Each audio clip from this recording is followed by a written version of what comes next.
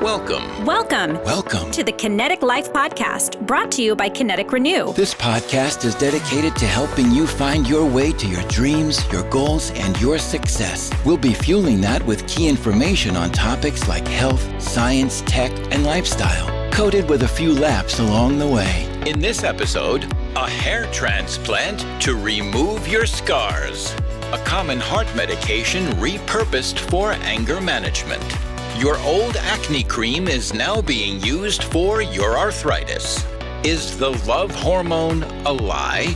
The recipe for super antioxidants, coffee plus milk. Who would have thunk it? Plus, a few helpful tips and tricks to help you on your journey. And now we begin. Here's Michael Chalavutis and Dr. Mark Hertzberg. Welcome, everyone, to another exciting episode of the KINETIQ Life Podcast. I'm your host, Mike Chalavutis, with my good friend, Dr. Mark Hertzberg. Who is right over here saying, hello, everyone. What do you want to talk about today, Mark? Something exciting. Something that makes the episode the hit of the listener's day. Well, I heard from the last episode that silence is golden, so maybe we could just not say anything for 35 minutes. Silence is worth its weight in gold. And there we have it. How about a car so clever it will insult you? How much is it going to cost me? Maybe your dignity. Ford has a new technology they've patented to keep your car from scraping a curb ever again. And the way it does this, because there have been some that simply, if you were too close, wouldn't let you open the door. Let's say if you were going to bang it into a fire hydrant. Or if the curb was high and the door was low, wouldn't open it. But, no, and the more common one that's actually you can buy on a Rolls Royce, I think, is if the car is still moving, you can't open the door. So, if you're a high-powered, executive of some giant company and you're being kidnapped and you want to jump out of the car while it's moving, nope, safety feature. They're going to ruin a lot of detective shows. Yep. But Ford decided this is not enough. Ford decided to mix all these sensors.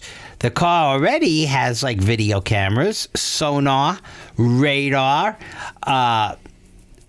it had several other sensors they were putting in for ups and downs, pressure, and it will not just look that you're too close to something where you would swing the door into it. It will look at the curb and decide, let's say, because sometimes like you open the door, someone gets in, the car goes down and kabooms into the ground, or you can't really shut it, or you're scraping it when you shut it. So the car will judge the weight of the person coming and decide, not letting that person in. The car will sink too low, the door will bottom out, will hit something, can't shut, or won't fit in the door opening because you can't open the door all the way. Wait, so it will only open the door because it's determining that you're too heavy. So it is insulting you. It's looking at me and going, you barely fit those pants. You ain't coming in. Huh. Now, it doesn't tell you your weight. It's nice about that. But it estimates. And, of course, now you got to figure, can you override it? What if somebody... what if you got a fairly full car that really can't have another large adult? Not even talking gigantic. And they are actually bringing a package to you to open the door and take in, or a baby to hand into the car to put in, but the car's looking at the person bringing it and won't open up. Yeah, I guess like many of these new technologies and automated features, there's still a lot to be worked out. And I'm sure what happens if you've crashed and you're trying to squeeze out and it says, I ain't opening the door, you're too close to whatever. Yeah, at some point there's got to be some kind of automated shutoff, and to be honest, this feature probably cost like one of those. Oh, well, it'd be an extra $5,000 to put it in your car. It's like, I don't want it. And it's something else when there's an accident or something, a big expensive repair to put the system back together. Yeah, there's a lot of sensors. So, good idea of protecting people from themselves when it comes to dinging and danging the car. But I don't know how practicable it is to practice, or in practice, to have this. Now the question is a feature that when it is available, are they telling you and saying that it's, is it an add-on, or are they just going to forcibly put it in your car and something I have to pay for, then find a way to turn off if I can? And now that it's watching all this, I'm wondering, when you rent the car for 2 years and you hand it in, are they going to go over the whole thing and say, so, well, how many times did you paint over this thing? Because the car says that you were mean to it. Well, we're charging you for a new suspension because the car says you were carrying... you were way too fat during the time period of owning the car. So This car was not built to carry the offensive line of your local professional football team. The most difficult thing is the decision to act. The rest is merely tenacity. The fears are paper tigers. You can do anything you decide to do. You can act to change and control your life. And the procedure, the process, is its own reward. Amelia Earhart. can hair transplant help you get rid of scars? Are you saying you want the scars to be hair today, gone tomorrow? Ooh. I mean, I have plenty of scars on my legs from playing college sports. Could we get rid of those? So I could be the leg model I've always dreamed to be? Funny you should ask. It just so happens that it has been tested and proven that if you transplant hair follicles near a scar, you can actually improve it. Now, number one, right when there is a wound, I guess areas with hair follicles tend to heal better, and you can transplant the hair follicles. And basically, they seem to activate certain growth hormones, certain cellular activities. I guess it's in order to feed themselves, they make the entire area better. And these certain things will heal, certain damage won't be as bad. The scars tend to have very thin surface layers. It thickens them to be more closer to normal skin. So in many ways, it can improve it. And you can transplant it, as we said. So their question is now, there are certain areas that might have a scar, like you have a scar on your forehead. You really don't want to start having hair transplants into your forehead. Well, temporary. You can and I'm talking too high for the eyebrow, too low for the hairline. So they want to find if they can find a way to do what the hair follicle does, send all those chemical signals around to get better blood flow, to get certain things activated and growth hormones, that they could achieve the same effect without actually giving you a Neanderthal-like... furry forehead. Well, I mean, assuming in the short term they couldn't, isolate the exact cocktail that those hair follicles are creating. I mean, if you had a really bad scar somewhere, that would be awkward to have hair. It's a temporary hair transplant, right? And then you could kind of maybe have electrolysis to remove the hair after the scar's healed. Now, I think billion bald guys are sitting going, I want the opposite. Could scarring cause the hair to grow? Now there. Yeah, it doesn't work that way. Actually, there's no hair follicles really, they see. There's no hair follicles found on scar tissue specifically in the scarred area. But like you did say, the area, if an area becomes scarred, that's usually by hair follicles, it does heal faster. I think, though, that they now have the idea for a movie sequel, Hairface. Hairface. Sounds like it's the name of a very bad Batman villain. Well, you were much more threatening when it was a scar. The Kinetic Life podcast is sponsored by KINETIQ Renew, with benefits like stress and anxiety relief that doesn't knock you out.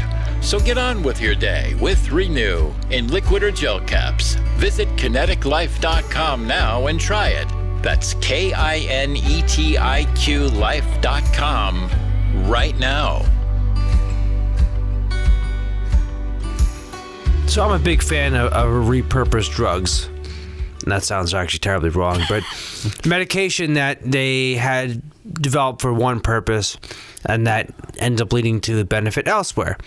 A well-known one for this is actually Viagra. Viagra was not specifically made for helping you have a 4-hour erection, but it was made for reducing prostate swelling, right, Mark? No, originally it was being tested for blood pressure. Oh, blood pressure, oh, yeah. But basically and I've never seen this explained, but the idea was it was going to open vessels. It was supposed to be lowering the pressure, but sometimes things have a different local effect than they have systemic. If you want to lower pressure, if you make vessels wider down here, you'll lower the less pressure, less blood will go up. But in a constricted area, widening the vessels can bring more blood. That could be what you want. So it was working backwards. By the way, it worked way better 40 years ago in the blood pressure experiments than it actually really has. So as I was saying, repurposing drugs, but in this situation, it wasn't, blood pressure medication that now helps you get erections, but beta blockers, which are known to help people with irregular heartbeats, helping as a potential medication to reduce violent and aggressive behavior. Okay, so that makes me mad. I don't want heart medicine to take away the aggressive part that I might need in day-to-day living. Well, I think the average individual is pretty aggressive these days to begin with, so little beta blockers around might not be a bad thing to calm everyone down. Well, they actually, and I didn't know some of this, so this was interesting. I knew some of it, but the beta blockers, and this we both knew, they work all over the body in general. So it's, most people know from one thing in heart medications, and originally it was just specifically for angina, but it has grown to be used for anxiety and PTSD, and a very specific one, propranolol, has been used by some performers for stage fright. And this one I did not know offhand, but some athletes started using it. Not only, I guess, if they get nervous, but it calms down tremors. And in 2008, a double gold medalist was stripped of his medals because he was tested positive for beta blockers, which were considered a performance-enhancing drug because it was so useful for doing this. I guess for like archery or something? I have no clue. I don't know if I'd want to be the one to take the medals away from an archer. I ain't turning my back on him walking away. Because you wouldn't want a beta blocker if you're doing like the sprinter or something like that. You never know. And, again, if you're talking also a lot of team sports, you don't want to be jittery if you're shooting baskets or passing a hockey puck or whatever either. So anything that needs some discipline or accuracy. But some people, just even for running, if they're too nervous before they run, they're not going to get a good start. That's true, but you still want your heart function. Well, in any case, before we deep dive into the wide, wide world of sports and the ignominy of defeat, we can talk that they found here that for felons who part of their motivation for felony is psychiatric disorders, that when they were using this, I guess, anti-anxiety, it lowered their arrests for violent crime by something like 13%. So we could, all parolees on violent crime have a forced. Only if they had a psychiatric disorder causing we their could violence. just give it to them didn't say anyway. any randomly violent impulse will Forced be. to take beta blockers and Valium. So KINETIQ Renew has anti-anxiety, anti-stress action, and hey, maybe we could have it's a new superhero, a bottle with a cape, going around calming down the violent impulses of Gotham City's seedy underbelly.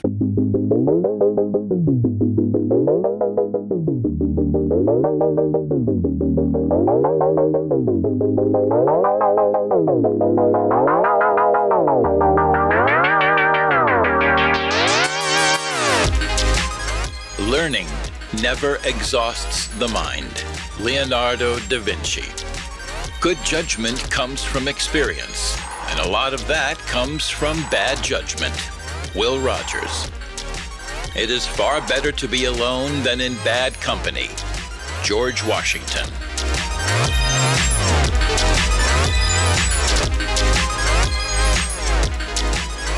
Can your old acne medication help your newfound arthritis? I believe that not only can your acne medicine do it, but some of that medicine you've been using for the heartbreak of psoriasis can do it. So, isn't it great to have a repurpose in life? That's a good way of looking at it, Mark. So, it seems that retinoic acid, said slowly, retinoic acid, synthesized by the ALDH1A2 gene, when it's low, because that gene's not active enough, among other things like your skin trouble might be related, it can cause arthritis. Increase in inflammation. So what they found out is talorazole, which inhibits the metabolism of the retinoic acid, so it lasts longer. So it's as if you made more if you just keep what you have in stock. And it reduced the knee cartilage damage and the inflammation in mice with knee injuries. Yeah. It helps. So originally for treatment of acne, and I've heard of retinoic acid being put in other skin treatments. But yeah, improves psoriasis, skin conditions, and in this case, inflammatory cartilage-based injury. So would it be something that I would want to take after a sporting event, in which case I might have shred some cartilage? It sounds like it might have a use, but again, whenever we get to things like these, consult your own physician.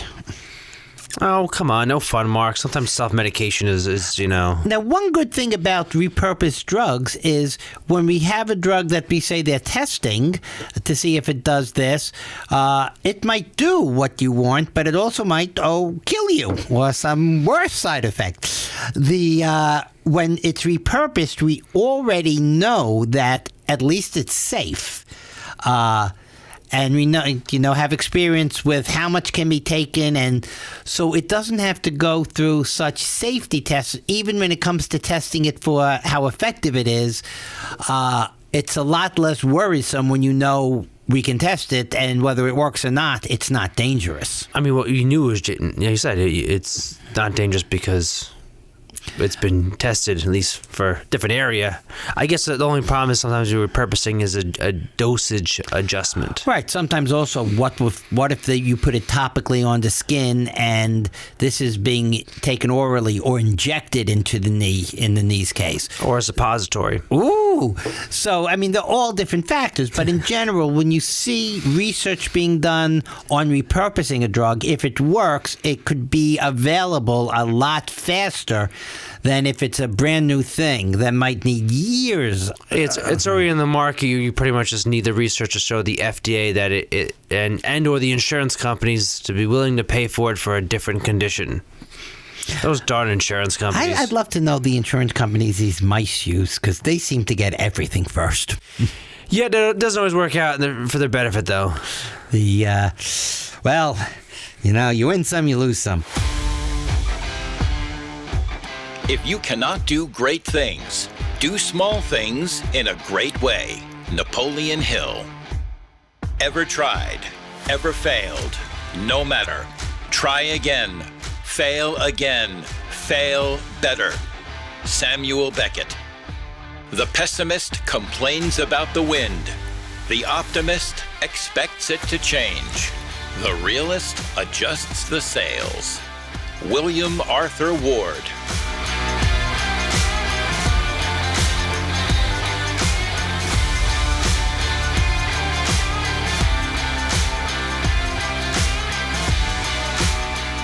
Mark, what is love? Mama said love is like a box of chocolates.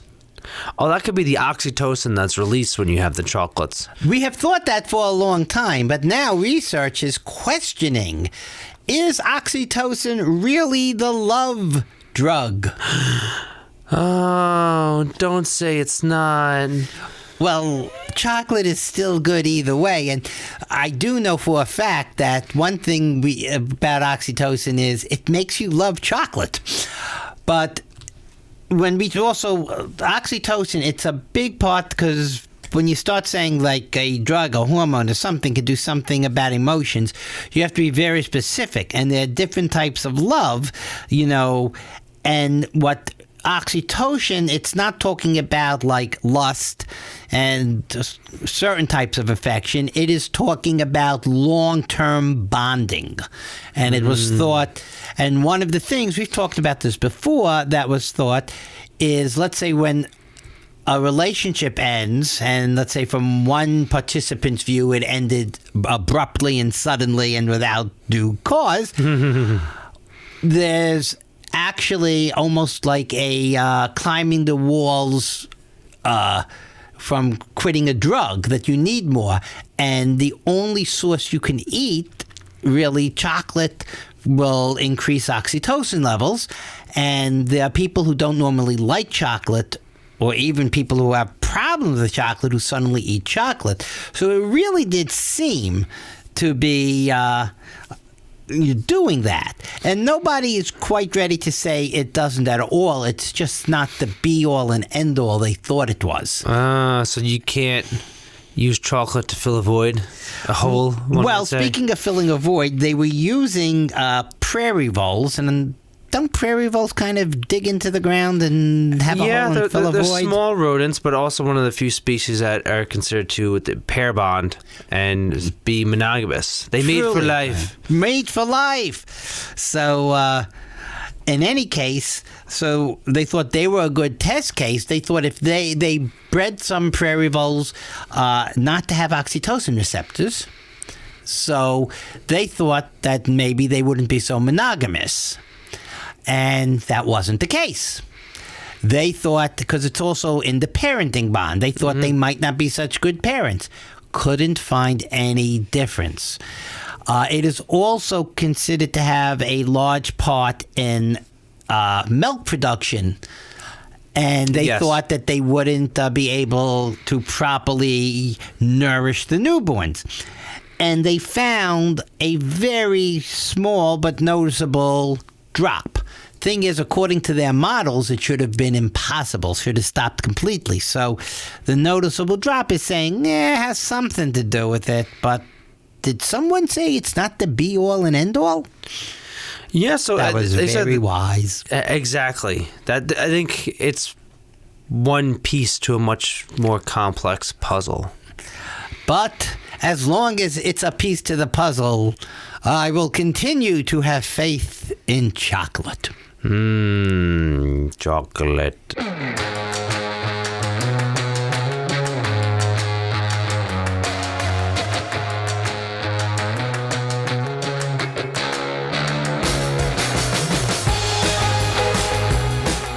Don't judge each day by the harvest you reap, but by the seeds that you plant. Robert Louis Stevenson. When one door of happiness closes, another opens. But often we look so long at the closed door that we do not see the one that has been opened for us. Helen Keller. How wonderful it is that nobody need wait a single moment before starting to improve the world. Anne Frank.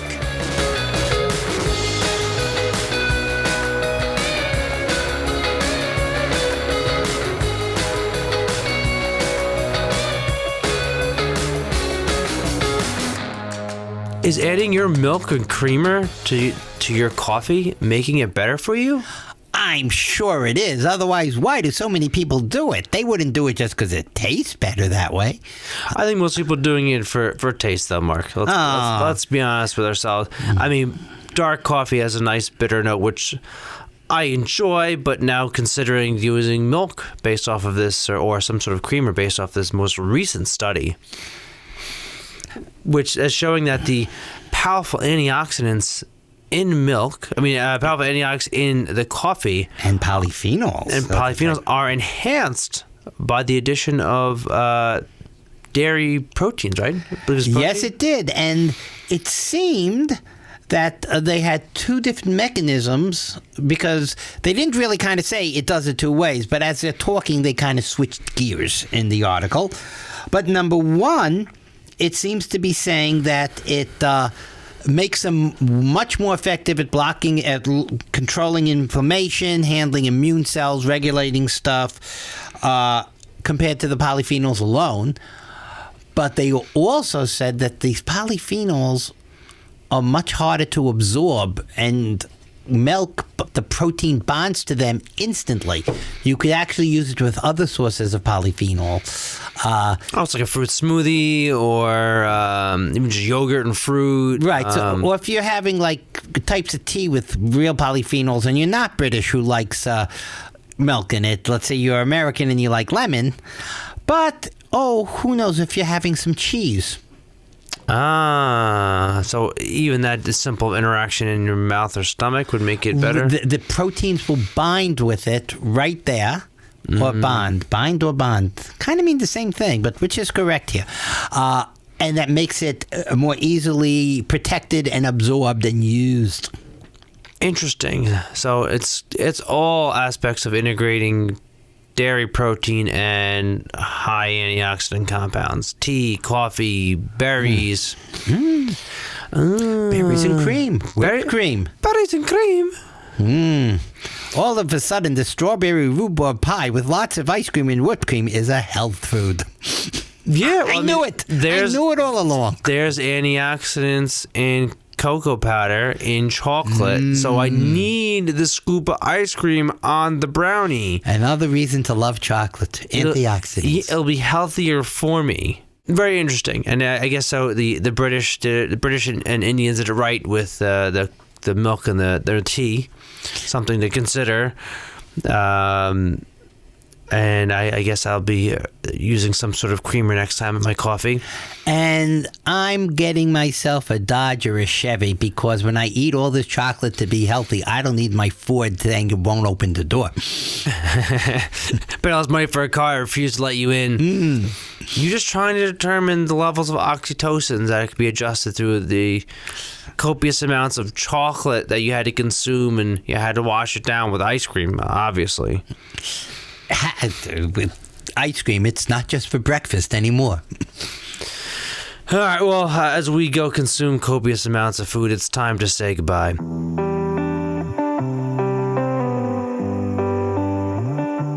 Thank you again for joining us. I hope you all had fun today. And as always, if you have any comments or topics you'd like for us to discuss, please reach out to us at podcast@KINETIQ, KINETIQ, life.com. Share, subscribe, like, send it to share with your friends, your parents, your neighbor, yell out the window. We'll take anything. As always, I'm your host, Mike Shalavutis. And I'm the rest of the podcast cast, Mark Hertzberg. Enjoy, everyone, and until next time, bye. Bye-bye. The KINETIQ Life podcast is sponsored by KINETIQ Renew. KINETIQ Renew is a 4-ounce shot of all natural ingredients that deliver some amazing benefits, like improved mental clarity, long and short-term focus, and improved memory and cognition. Plus, KINETIQ Renew improves mood with the added benefits of anti-stress and anti-anxiety. Here's what people are saying. I drink a bottle of KINETIQ Renew, and I'm in a better mood. It's like waking up on the right side of the bed. It's great. My mental focus is clearly better. I do notice that I have better clarity. Definitely improves my mood for sure. It reduces my stress. Visit KineticLife.com today. Log on now and use promo code POD1 for 30% off. That's 30% off your order when you use promo code POD1. KineticLife.com. KINETIQ Life.com. Do it now. You're going to love KINETIQ Renew. Thank you for listening to the KINETIQ Life podcast. Catch a new show every other Thursday. You'll find us everywhere you can listen to a podcast. And remember, be safe, have fun, and go for your dreams. This podcast is for entertainment purposes only and should not be considered professional advice. All comments, jokes, views, and ideas expressed are those of the hosts or guests and do not represent any company or organizations with whom they may be affiliated. Always make sure to consult your own physician before starting any new diet, supplement, or exercise routine. Oh, and there's one more thing. If you're working on something that you really care about, you don't have to be pushed. The vision pulls you. Steve Jobs.